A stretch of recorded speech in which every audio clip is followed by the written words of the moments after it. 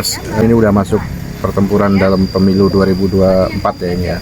Nah ini juga banyak kejadian-kejadian yang ditengarai nih ada keterlibatan kekuasaan nih dalam memenangkan salah satu paslon. Nah Mas dari kubu Ganjar Mahfud sendiri bagaimana menyikapi hal tersebut?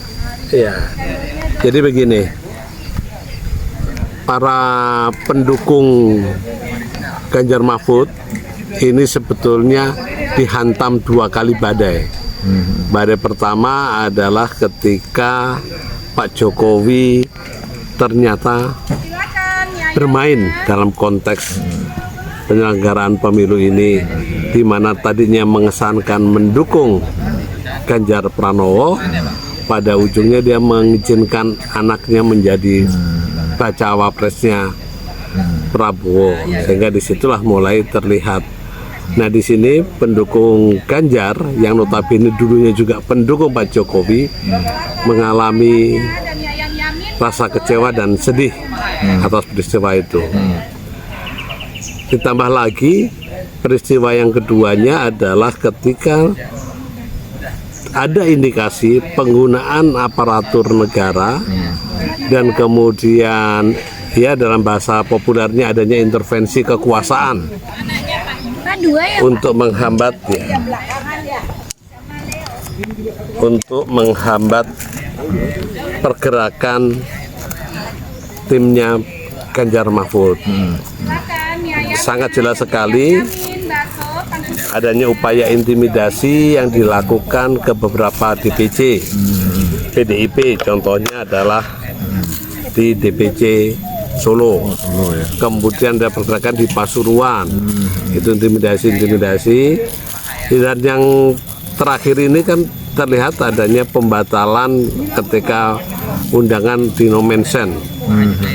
Itu pun juga adanya satu merupakan indikasi intervensi kekuasaan, sehingga pengelola kampus Nomensen tersebut tidak mengizinkan Pak Ganjar melakukan dialog dengan kalangan akademis di Nomensen. Dan tambah lagi adanya intimidasi yang rumahnya akan dinapi oleh Mas Ganjar. Karena belakangan ini kan kalau Mas Ganjar berkeliling ke daerah-daerah belusukan, itu diawali menginap di rumah warga masyarakat, mendengarkan keluh kesah warga masyarakat. Ini ternyata pemilik rumah tersebut akhirnya diintimidasi, sehingga tradisi belusukannya Mas Ganjar itu diganggu.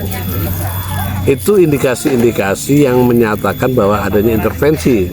Apalagi ketika kita melihat beberapa viralnya video penggunaan truk berlogokan BUMN untuk mengangkut baliho.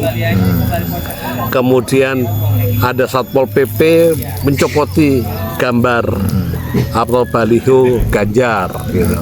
Itulah indikasi-indikasi, dan itu dilakukan oleh aparatur negara, karena videonya kan jelas itu menunjukkan bagaimana baliho itu dilempar ke truk milik salah satu instansi. Itulah indikasi bahwa penggunaan intervensi negara terhadap hambatan untuk ke kubu Ganjar demikian masif, karena terjadi dari hampir di seluruh wilayah Indonesia. Itu yang saya lihat. Nah, bagaimana sikap kita? Ya mau tidak mau sikap kita ini akhirnya kembali ke habitat kita, yaitu habitat lawan. Jadi relawan ini, kalau dulu kemarin kita relawan dalam pengertian berjuang tanpa pamrih untuk memenangkan Pak Jokowi, hari ini mungkin definisi kata tersebut menjadi berubah, menjadi kembali melawan. Karena apa? Ini yang kita lihat bukan sekedar persoalan membela Ganjar Mahfud, tapi ini adalah persoalan bagaimana kita menjaga demokrasi, menjaga NKRI tetap menjadi negara demokrasi, di mana proses demokrasinya harusnya berlandaskan pada ajas luber jurdil, langsung umum, bebas, jujur dan adil, di mana netralitas dan imparsial aparatur negara itu menjadi jaminan agar terjadinya pemilu jurdil. Nah, dengan indikasi yang ini, bisakah kita mempercayai pemilu akan jurdil? Tidak. Gitu. Itulah yang terjadi. Apalagi ketika kita melihat bahwa proses dari pencawapresannya Gibran itu melalui proses yang kurang elok karena membongkar konstitusi.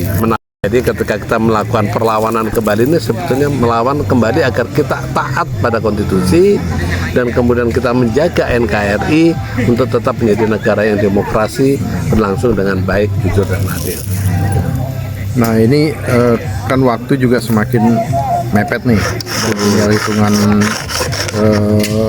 hari ya. Nah bagaimana tuh ininya? Mungkin bisa diungkapkan cara melawannya itu seperti apa? Kalau saya melihatnya kita bukan bicara hanya pada proses pemilu, karena prosesi pemilu kan memang hanya tinggal 100 hari, 100 hari bahkan kurang. Tahapan penetapan capres, bacawa pres akan dilakukan besok, tanggal 13-14. Kemudian kampanye pada tanggal 28 November. Habis itu baru nanti akan tahapan minggu tenang segala itulah. Tahapan-tahapan pemilu tetap akan berjalan sebagaimana biasanya. Tetapi yang kita risaukan itu kan bukan pada proses menuju ke pemilunya. Ada proses-proses yang melanggar satu kaidah-kaidah kepemiluan seperti melanggar kaidah pelanggaran hukum. Dan MK kan sudah membuktikan bahwa keputusan soal usia untuk menjadi bacawa pres ternyata kan terbukti juga bahwa itu ada kaitan kepentingan nepotisme, di mana dari Gibran, kemudian pamannya Gibran yang di MK itu kan memutuskan agar Gibran bisa lolos menjadi bacawa pres dengan merubah konstitusi. Karena ada norma kalau kita bicara MK sebagai lembaga konstitusi itu kan dia lebih kepada negatif legislatif, artinya tidak boleh membuat norma baru karena dia bukan pembuat undang-undang. Tapi pada keputusan MK kemarin itu kan ada norma baru yang dimasukkan, yang norma di mana ya memang soal umur tetap nggak boleh di bawah 40 tahun, tetapi kan kemudian ada atau berpengalaman sebagai penyelenggara negara, itulah norma baru yang dimasukkan. Nah MK harusnya tidak boleh dan itu sudah terbukti oleh persidangan MK, sehingga pamannya Gibran dicopotlah dari posisi ketua MK karena pelanggaran berat tersebut. Nah itulah, ini kan menjadi pertanyaan kita, apakah barang yang haram gitu kan, sesuatu yang tidak baik itu akan menghasilkan output yang baik? Kan tidak kan, karena barang yang baik aja analoginya gini lah, kita makan saja ya kan, output yang keluar daripada kita itu kan berupa limbah, menjadi tidak baik. Padahal barang yang kita pastikan itu baik, tetap jadi limbah. Apalagi barang ini tidak baik gitu kan, sampah ya keluarnya akan menjadi lebih sampah lagi. Itu sudah kaidah umum lah, sehingga kegelisahan kita di situ. Apalagi kalau kita melihat bentukan tim strukturnya, wah ini kedepannya bukan menjadi negara yang berdemokrasi, tapi negara kekuasaan ya, negara masalah. Nah kalau bicara soal waktu yang itu ya ini biarkan aja berlangsung, tapi kan kita menjaganya bukan hanya sekedar di situ.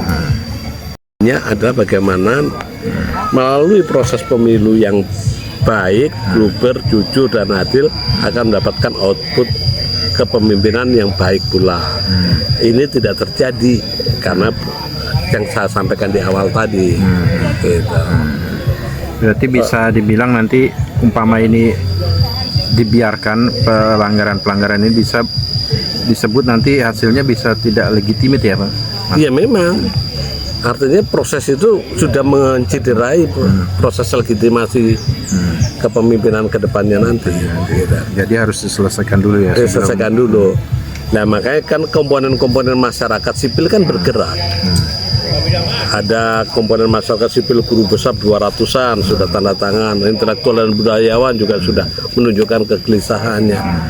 Dan ke depan ini kan bergulir menjadi bola salju.